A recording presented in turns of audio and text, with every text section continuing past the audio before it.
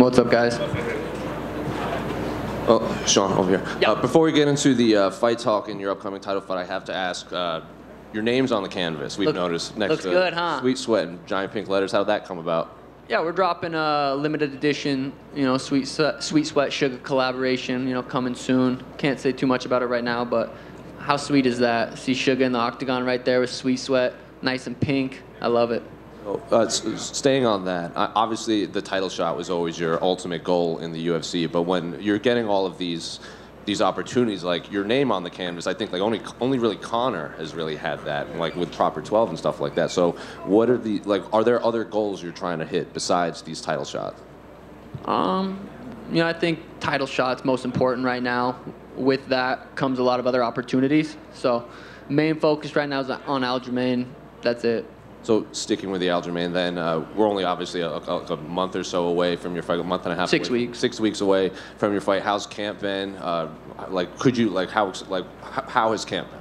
It's been really good. It's been longer. It's 5 rounds. It's my first 5-round fight, so definitely started a little bit sooner. I've been in camp for about 6-7 weeks already. Definitely started sparring further out than I usually do. It's gonna be fun. I'm excited. Well, Dominic Cruz has said in the past when he's like, there's a significant difference in preparing for a 5-round fight than a 3-round fight. So besides the sparring earlier and been in camp longer, are there any major differences in this camp?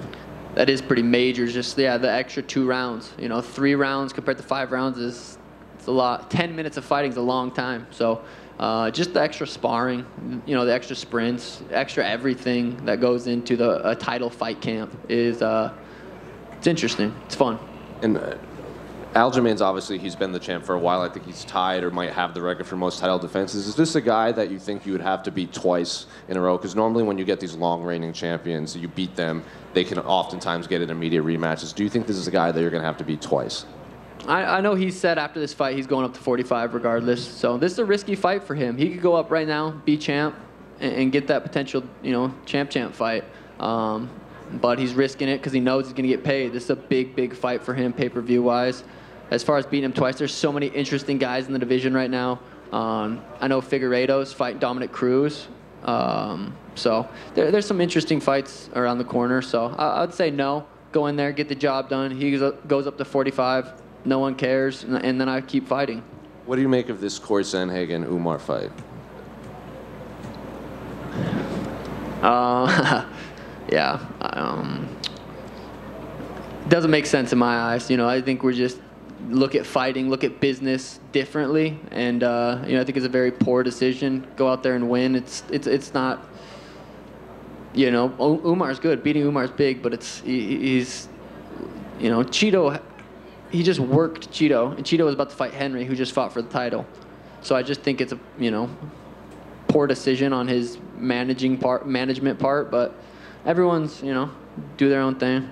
Well, it was just actually revealed that Chito's going to fight Pedro Munhoz now on your card. What do you make of that matchup? Yeah, 2 dudes I finished. Interesting fight. Pedro looked good against Gutierrez, so I think, and Chito looked really good against Corey. Just kidding, he did not. He looked horrible. He literally didn't look like he knew how to wrestle. So just going off their last 2 fights, I think Pedro can go in there and get the job done. Then final one for me, we just saw Robbie Lawler retire after a big knockout. We saw a rarely emotional Robbie Lawler. So I'm curious, what was your reaction to arguably one of the better retirements in MMA history? Yeah, we were just driving over, watching on the phone, and that's crazy. Tim said he made his UFC debut in like 2001, 2002. That's insane. Yeah, that's crazy. Yeah, good for him. Hey, Sean, over here.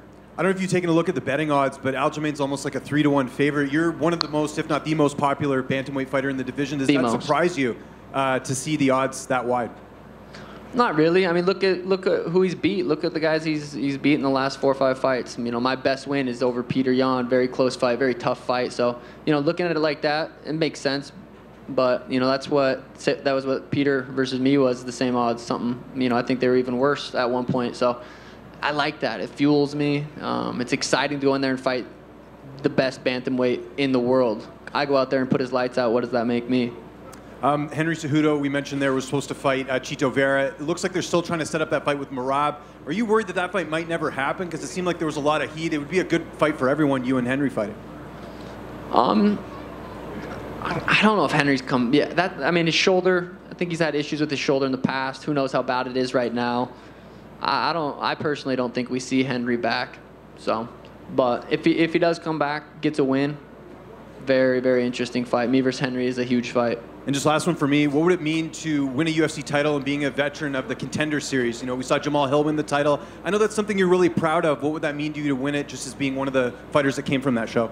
Yeah, that would be awesome. I mean, I think the Contender Series is the best platform to get into the UFC, and being there early on is super cool. I feel like it was so long ago. It was my first fight in Vegas, and I think I fought here 10 times now, so it feels like a second home. It'd be really cool to defend my belt here in Vegas in December if all goes well. Definitely not overlooking Aljamain Sterling. I understand how good he is. So, but if all goes well, I'd like to bring the belt back here and defend it. Sean, did you secretly want your first title chance to be in Vegas? You know, all your fights basically have been in Vegas.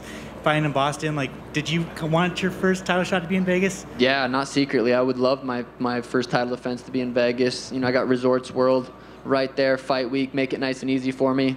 Head over there after party at Zook, which is also happening tonight. But yeah, Vegas, I would love to. I love fighting in Vegas. I mean, I'm very excited to fight in Boston, though. I really am. But Vegas, it's just something different here. You have anything planned for your hair? I don't really have a color. Who knows what we're going to do. It's kind of always last second, but it'll be beautiful as always. And then finally, Aljamain came out and said that this fight is against his will. What are your thoughts on that? Yeah, I mean, that sucks. I remember, yeah. I mean, I don't really, it's a shitty position for him to be in. You know, I didn't choose that. Like I said, he could have stayed the champ, moved up, fought winner tonight potentially, and then, but like I said, that's a big pay-per-view for him. It's going to probably at least double what he just did against Henry. So, you know, he's making financial decisions right now. You don't get to be in this game for too long. You don't get opportunities to fight one of the biggest stars too often, and he's not passing it up. Thanks. Hey, Sean back here. Sean back here. A lot of times fighters, before they win the physical belt, they already have the mindset of a champion and they believe that they're the champion. Do you believe that you are the champion despite not having the physical belt? I believe I'm capable of becoming the champion 100%. You have to kind of get into that mindset. I had that mindset going into a bunch of my last fights. Definitely against Peter Yan, I knew how dangerous he was, and I knew I had to bring a certain level of focus and discipline to that fight. So yeah, I definitely have that mindset. And then also, last one for me. I know a lot of times, fighters, they like to visualize the fights and sequences before they actually happen. And we've seen people like Israel Adesanya, they get emotional when they just think about their journey and they think about the fight itself. For you, whenever you do visualize this fight, what are the emotions like? Yeah, I think there's still 6 weeks of work. We still got a long time. The closer I get to fights, the more I can kind of visualize and see what's happening. I have a good idea of how this fight's going to play out, but fighting's fucking crazy. So, you almost have to be prepared for everything. Obviously, Aljo's a very heavy grappling guy, so, I see it playing out a certain way. The closer the fight gets, the more clear that vision becomes. Sean, just here. You said about how you think the fight will play out. Where do you see your strengths in this fight? Wrestling. I'm going to wrestle fuck him. Just jokes. I'm going to fight. I'm going to do what I do. I mean, it's no secret. It's a striker versus grappler matchup. That's it. I'm going to go out there and try to put his lights out. I do that every time I fight. Has there been anybody that's hurt Peter Yan? Anyone that's been able to catch him, crack him? I dropped him to a knee in the second round. I can find people's chins. I do find people's chins. That's what I built a career off, knocking people out in the first round. So he cuts a lot of weight. When you cut a lot of weight, that brain liquid goes away. Doesn't take many shots. Could take one shot right on the chin to put him down. And I know I'm capable of that. So that's how I see it going down. And with his comments saying about, that this fight, this title defense was against his will, does that worry you at all in terms of perhaps injuries or how his mindset is going into this one?